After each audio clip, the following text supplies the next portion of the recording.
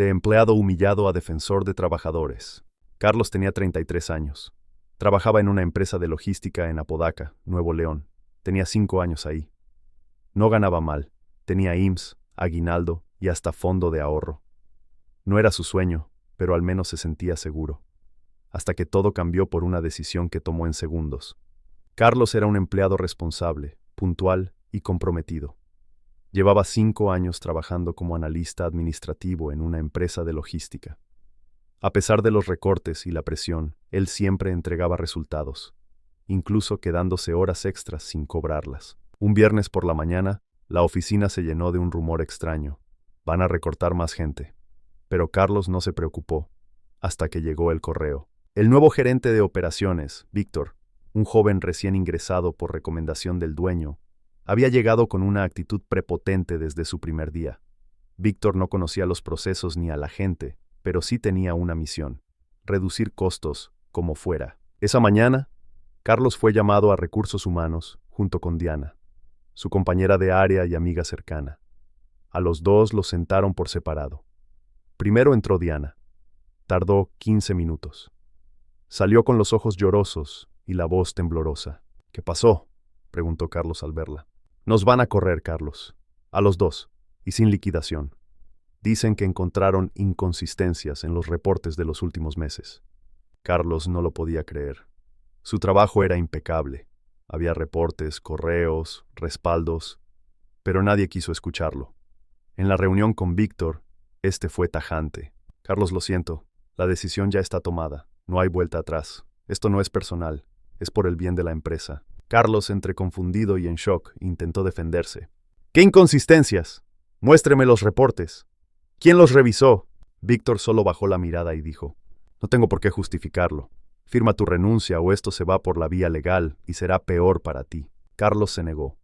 Salió del edificio sin firmar, acompañado de Diana.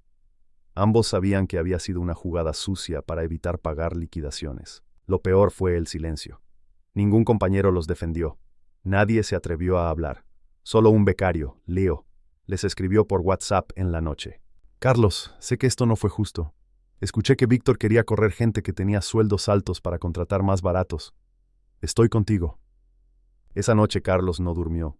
Se sentía traicionado, impotente y usado. Tras su despido injustificado, Carlos entró en una etapa oscura. Los primeros días pasaban lentos.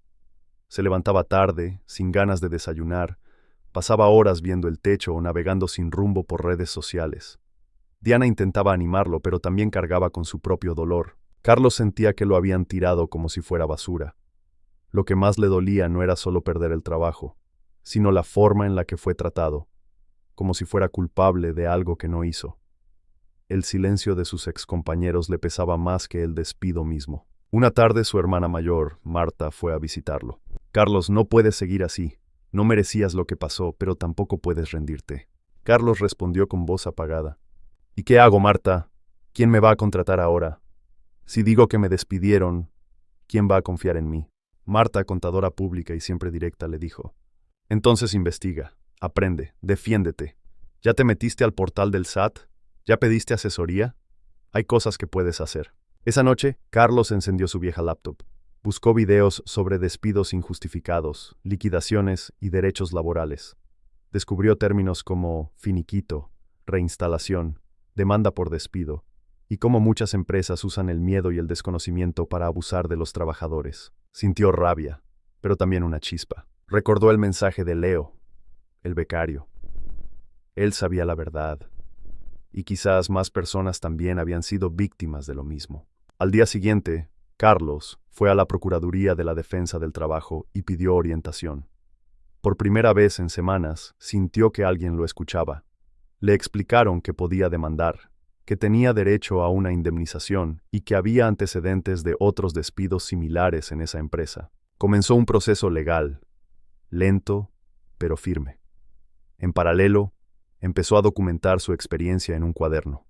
Pensaba: «Esto no se puede quedar así.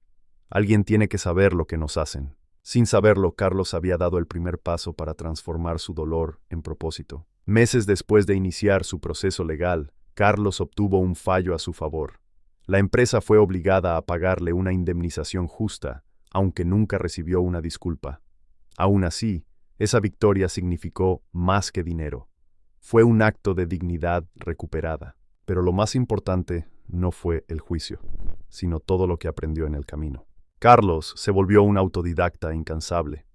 Leía todo sobre la ley federal del trabajo, buscaba casos similares, veía conferencias online y seguía páginas de abogados laborales en redes sociales. Aprendió qué hacer antes, durante y después de un despido.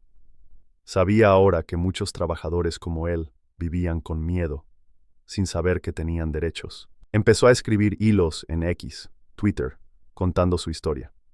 Subía pequeños videos animados usando un avatar, explicando lo que había aprendido sobre finiquitos, contratos y liquidaciones.